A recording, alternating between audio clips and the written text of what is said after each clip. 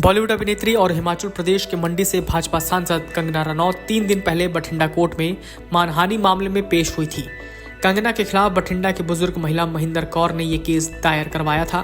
केंद्र सरकार की तरफ से लागू किए गए 3 कृषि कानूनों के विरोध में वर्ष 2020 और 2021 के दौरान दिल्ली में चल रहे किसान के धरने में शामिल बठिंडा के गांव बहादुरगढ़ जंडिया की बुजुर्ग महिला महिंदर कौर को लेकर कंगना ने ट्वीट किया था।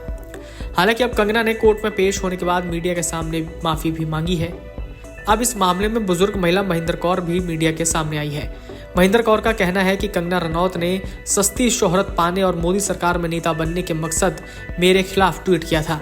महिंदर कौर ने स्पष्ट किया और चुनौती भी दी कि वो कंगना के खिलाफ आखिर तक केस लड़ेंगी, चाहे कितना भी समय लग जाए। बीते दिनों अदालत में पेश होकर कंगना की तरफ माफी मांगे जाने पर बुजुर्ग महिंदर कौर ने कहा कि जब उसने ट्वीट किया था तो उसके बाद वो अपने अहंकार में चूर थी और माफी मांगने की बजाय तरह तरह की बातें कर रही थी। लेकिन अब कंगना ने अपना पूरा जोर लगा लिया और कोई बात नहीं बनी तो उसने कोर्ट में आकर माफी मांगी, जिसको माफ नहीं किया जा सकता। अगर उसने माफी मांगनी ही थी तो उसी समय माफी मांग लेती। बुजुर्ग महिंदर कौर ने कहा कि वो तो किसान परिवार से है, जिसके चलते किसानों के हकों के लिए धरने पर मोदी सरकार के खिलाफ डटी थी। जब तक उसकी सांसें साथ देगी वो संघर्ष करती रहेगी। बुजुर्ग महिंदर कौर ने कहा कि कंगना को कोर्ट में पेशी पर लाने के लिए वो पिछले 4 साल से कोर्ट में लड़ाई लड़ रही थी। अभी लड़ाई आखिर तक चलेगी। महिंदर कौर ने कहा कि कंगना ने अपने अहंकार में आकर उनके खिलाफ अनाप शनाप लिख दिया था, लेकिन अब जब वो बठिंडा की अदालत में पेश होने आई थी तो उसका अहंकार ढला हुआ था। ऐसे लोगों का परमात्मा ही अहंकार तोड़ता है। बुजुर्ग महिंदर कौर ने कहा कि वो मध्य वर्गीय किसान परिवार से हैं। उनके पास ज्यादा कोई संसाधन और पैसा नहीं, लेकिन सीमित संसाधनों के चलते भी उन्होंने कंगना के खिलाफ अदालत में केस दायर किया। अंत तक इसी तरह से अदालत में कंगना के खिलाफ लड़ाई जारी रहेगी। बठिंडा कोर्ट में पेश होने के बाद कंगना ने कहा था कि जैसा दिखाया गया वैसा मैं अपने सपने में भी नहीं सोच सकती। माँ चाहे हिमाचल की हो या पंजाब की हो, मेरे लिए सम्मानजनक है। अगर केस को देखे तो इसका मेरे से कोई लेना देना नहीं था। ये एक मीम था जिसे रीट्वीट किया गया था। मैंने माता महिंदर कौर के पति से भी इस बारे में बात की थी। देश में कई आंदोलन चल रहे थे। मैंने उस बारे में एक जनरल ट्वीट किया था। जो मिसअंडरस्टैंडिंग हुई है उसके लिए खेद है। श्री वाहिगुरु जी की फतेह। ਅਸੀਂ ਭਾਈ ਬੱਚੋ ਕੀ ਕਹਿਣਾ ਚਾਹੁੰਦੇ ਹਾਂ। ਅਦਾਲਤੀਆਂ ਪੌੜੀਆਂ ਅਸੀਂ ਥੋੜੇ ਚੜਾਈ ਹੈ, ਉਸ ਨੂੰ ਗੁਰੂ ਨਾਨਕ ਦੇਵ ਨੇ ਚੜਾਈ। ਉਹ ਤਾਂ ਬਹੁਤ ਤਰਲੇ ਮਰਦੇ, ਚੜ੍ਹਦੀ ਨਹੀਂ ਸੀ। ਉਹ ਖਰਾ ਕੋਈ ਮਹਾਰਾਜ ਦੇ ਹੁਕਮ ਕੇ ਬੰਨ ਮੁਕਨ ਕੇ ਲਿਆਂਦੀ। ਉਹ ਤਾਂ ਬਹੁਤ ਟਲਦੀ ਫਿਰਦੀ ਸੀ। ਕੋਈ ਆ ਗਈ ਜਿਵੇਂ ਕਿਸੇ ਨੂੰ ਉਜੜ ਜੇ ਕੋਈ ਉਖੜੀ ਫਿਰਦੀ ਨੂੰ ਕੋਈ ਫਸ ਗਈ, ਜਿਵੇਂ ਆਂਦੇ ਕੋਈ ਜਾਲ ਚ ਫਸ ਗਿਆ, ਜਾਲ ਚ ਫਸ ਗਈ। ਉਹ ਬਹੁਤ ਤਾਰੀਆਂ ਲਾਈਆਂ ਨੇ, ਅਸੀਂ ਉਹਨੂੰ ਕੀ ਆਖ ਸਕਦੇ ਹਾਂ। ਅੱਛਾ ਬੇਬੇ ਜੀ, ਜੇ ਗੱਲ ਕਰੀਏ ਜਦੋਂ ਕੰਗਨਾ ਰਣੌਤ ਨੇ ਉਹ ਟਵੀਟ ਕੀਤਾ, ਉਹ ਟਿੱਪਣੀ ਕੀਤੀ, ਕਿੰਨਾ ਕੁ ਦੁੱਖ ਮਹਿਸੂਸ ਹੋਇਆ? ਤੇ ਦੁੱਖ ਦਾ ਲੱਗਣਾ ਸੀ। ਸਾਡੇ ਝਾਟਾਂ ਚ ਬੁੜੀਆਂ ਦੇ ਸਵਾਹ ਪਾਉਂਦੀ ਫਿਰਦੀ, ਇਸ ਤਰ੍ਹਾਂ ਕਰਦੀ ਹੈ। 100 ਜਿਉਂਦੀਆਂ ਅਸੀਂ ਜਵਾਈਆਂ ਭਾਈਆਂ ਧੀਆਂ ਪੁੱਤ ਪੋਤੇ ਵਾਲੀਆਂ ਵੀ 100 ਰੁਪਇਆ ਲੈਂਦੀਆਂ, ਚੰਗੀਆਂ ਲੱਗਦੀਆਂ ਸੀ। ਸਾਡੇ ਤਾਂ ਨਰਲੇ ਖਿੜੇ ਤੇ ਚੋਣੀਆਂ ਲੱਗੀਆਂ ਤੇ ਉਹਨੇ ਚਾਹ ਲੈ ਕੇ ਜਾਂਦੇ ਹੁੰਦੇ ਸਾਂ। ਨਰਮੀ ਰਾਖੀ ਵੀ ਰੱਖਦੇ ਸਾਂ, ਨਾਲ ਚੁਗਦੇ ਵੀ ਸਾਂ। ਘਰੇ ਪਸ਼ੂ ਡੰਗਰ ਚੋਂਦੇ, ਸਾਰਾ ਕੁਝ ਕਰਦੇ। ਜਿਵੇਂ ਚੋਂਦੀ ਫਿਰਦੀ ਆ ਵਿਚਾਰੀ ਕੰਮ ਵਾਲੀ, ਮੇਰੀ ਨੂੰਹ ਚੋਂਦੀ ਸੀ, ਉਹਨਾਂ ਨੂੰ ਸਹਾਰਾ ਦਿੰਦੇ ਸੀ। ਤੇ ਉਹ ਭਾਵੇਂ ਸਾਡਾ ਪਸ਼ੂ ਖੋਲ ਕੇ 500 ਦੁੱਧ ਚੋਂ ਜਾਂਦਾ ਤੇ 100 ਰੁਪਏ ਖਤਮ ਹੋ ਜਾਂਦਾ ਸਾਰਾ ਦਿਨ। ਸਾਡੇ ਘਰੇ ਨੁਕਸਾਨ ਨਹੀਂ ਹੁੰਦਾ ਸੀ। ਕਿਉਂ ਆਖਿਆ ਸਾਨੂੰ ਭਾਈ? ਅੱਛਾ, ਕਿਵੇਂ ਸੋਚਿਆ ਵੀ ਅਦਾਲਤ 'ਚ ਮਾਨਹਾਨੀ ਦਾ ਕੇਸ ਕੀਤਾ ਜਾਵੇ?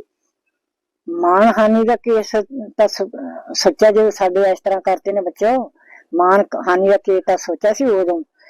ਤੇ ਜਦੋਂ ਇਹ ਸੀ 100 ਰੁਪਏ ਤੇ ਜਾਂਦੀਆਂ ਸੀ, 100 ਰੁਪਏ ਤੇ ਨਹੀਂ ਜਾਂਦੀਆਂ ਸੀ।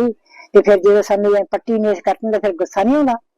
ਸਾਨੂੰ ਗੁੱਸਾ ਆਇਆ ਤੇ ਤਾਂ ਕੀਤਾ ਭਾਈ ਵੀ ਸਾਨੂੰ ਕਿੰਨੀਆਂ ਕੁ ਮੁਸ਼ਕਲਾਂ ਦਾ ਸਾਹਮਣਾ ਕਰਨਾ ਪਿਆ। 4 ਸਾਲ ਕੇਸ ਚੱਲਿਆ। ਬਹੁਤ ਵੀ ਨੇਰੀਆਂ ਨਹੀਂ ਹੁੰਦੇ ਸੀ ਭਾਈ। ਇਸ ਤਰ੍ਹਾਂ ਵੀ ਮੈਂ ਕੋਈ ਤੁਰ ਕੇ ਥੋੜਾ ਹੀ ਜਾ ਸਕਦੇ।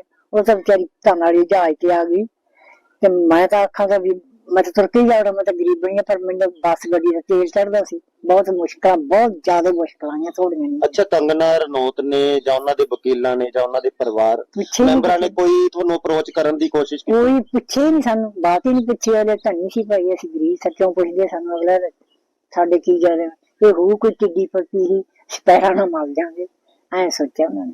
ਅੱਛਾ, ਜੇ ਗੱਲ ਕਰੀਏ 27 ਤਰੀਕ ਨੂੰ ਹੁਣ ਪੇਸ਼ੀ ਤੇ ਕੰਗਨਾ ਰਣੌਤ ਬਠਿੰਡਾ ਦੀ ਅਦਾਲਤ 'ਚ ਪਹੁੰਚੇ ਸੀਗੇ।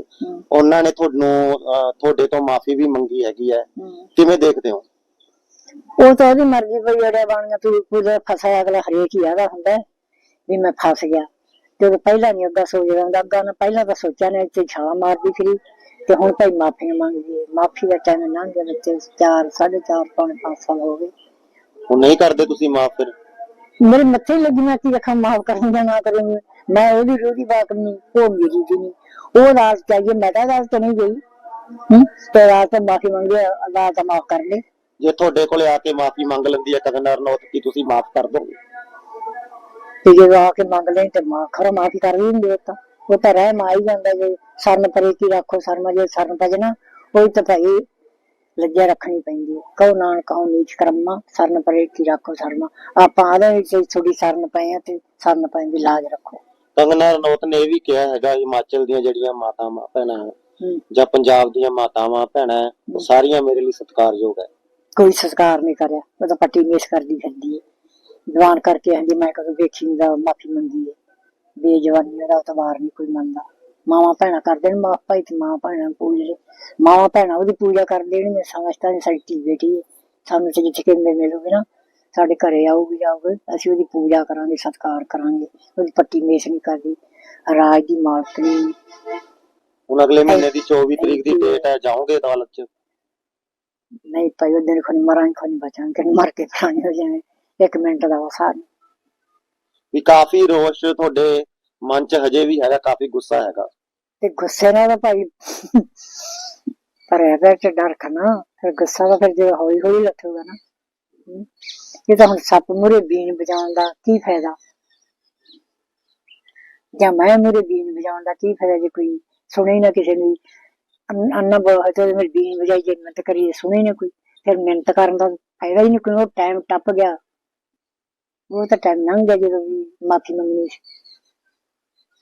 4 ਸਾਲ ਗੋਦੇ ਨਹੀਂ ਮੰਗਦੇ ਤੇ ਸਾਨੂੰ ਤਾਂ ਕਿੰਨਾ ਖੱਜਲ ਖੁਆਰਾ ਕਿੰਨੇ ਸਾਡੀ ਪਛਾਣ ਬੁੱਢੀ ਨੂੰ ਕਿੰਨਾ ਖਰਾਬ ਕਰਿਆ ਤੇ ਅਗਲਾ ਦਾ ਰੁਪਈਆਂ ਦੀ ਪੱਟੀ ਫਿਰਦੀ ਪੈਸੇ ਲੈਣ ਜਿਹੜੇ ਦੂਜੇ ਅਸੀਂ ਵੀ ਧਰਨ ਦੇ ਅਸੀਂ ਵੀ ਢੂਈਆਂ ਕਸਾਈਆਂ ਤੇ ਬਾਹਲੀ ਸਿਆਣੀ ਤੇ ਮੇਰੀ ਲੋਕ ਨਿੰਦਿਆ ਵੀ ਕਰਦੇ ਸੀ ਇਹਨੂੰ ਚੰਗਾ ਸਮਝਦੇ ਲੋਕ ਇਹ ਕਿੱਧਰ ਪ੍ਰਧਾਨ ਆ ਗਈ ਤੇ ਮੈਨੂੰ ਆਈ ਨਹੀਂ ਆਦੇ ਸੀ ਜੇ ਕਿਸਾਨ ਜਥੇਬੰਦੀਆਂ ਤੁਹਾਨੂੰ ਕਹਿ ਦਿੰਦੀ ਆ ਤੁਹਾਡੇ ਪਰਿਵਾਰਕ ਮੈਂਬਰ ਕਹਿ ਦਿੰਦੇ ਆ ਵੀ ਚਲੋ ਕੰਗਨਾ ਨੂੰ ਮਾਫ ਕਰ ਦੋ ਵੀ ਤੁਹਾਡੇ ਤੋਂ ਮਾਫੀ ਮੰਗ ਲਈ ਫਿਰ ਮਾਫ ਕਰ ਦੋਗੇ ਕਹਿਣ ਦੱਸੋ ਹਜੇ ਬਹੁਤ ਦਿਨ ਮਹੀਨਾ ਤੇ ਅੱਦੇ ਉਹਦੇ ਨਹੀਂ ਪਤਾ ਮਰਾਂਗੇ ਕੇ ਜੰਮਾਂਗੇ ਜੀਵਾਂਗੇ ਅੱਜ ਬਾਹਰ ਕਿਉਂ ਆਵਾਂਗੇ ਭਾਈ ਨਹੀਂ ਪਤਾ ਹੀ ਕੋਈ ਨਹੀਂ ਰੱਬ ਦੀ ਕਹਾਣੀ ਦਾ वीडियो डेस्क amarujala.com।